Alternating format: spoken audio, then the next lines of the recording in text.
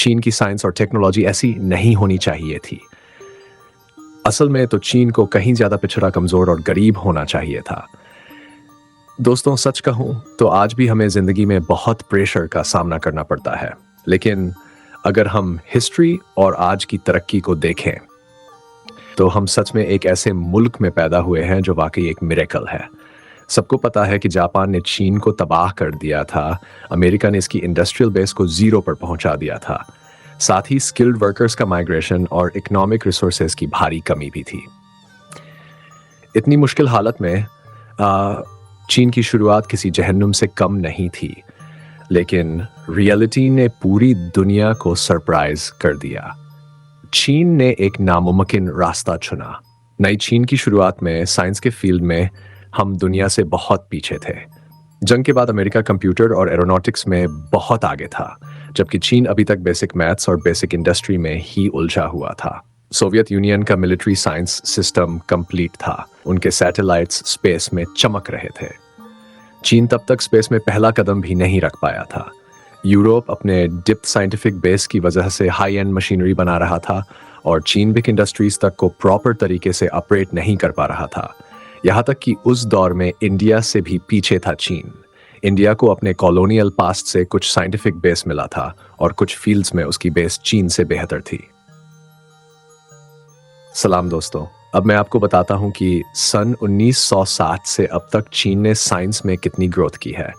Foreign technical sanctions के बावजूद हजारों रिसर्चर्स ने साइलेंटली बेहद कठिन कंडीशंस में काम किया।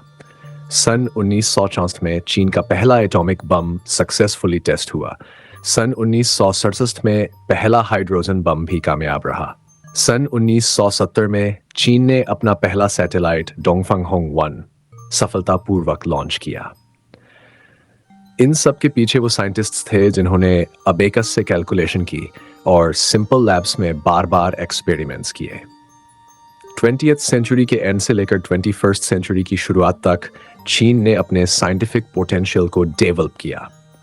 कम्युनिकेशन टेक्नोलॉजी में फॉरेन डोमिनेशन को तोड़कर डिजिटल स्विचिंग सिस्टम में आत्मनिर्भरता हासिल की। सन 2001 में चीनी टेक कंपनियां ग्लोबल सप्लाई चेन में एंटर हुई और इलेक्ट्रॉनिक्स में रैपिड प्रोग्रेस हुआ।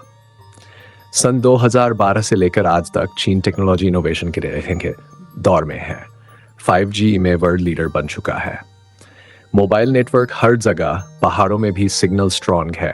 रेल टेक्नोलॉजी हाईली मॉडर्न हो चुकी है। स्पेस में चांद, मंगल और स्पेस स्टेशन तक चीन दुनिया की लीडिंग नेशन बन गया है। AI, quantum computing, new energy, हर फील्ड में एडवांसमेंट है। डिफेंस टेक्नोलॉजी में तीनों सेनाओं के पास हाईटेक वेपन्स है जो नेशनल डिफेंस के लिए काफी है।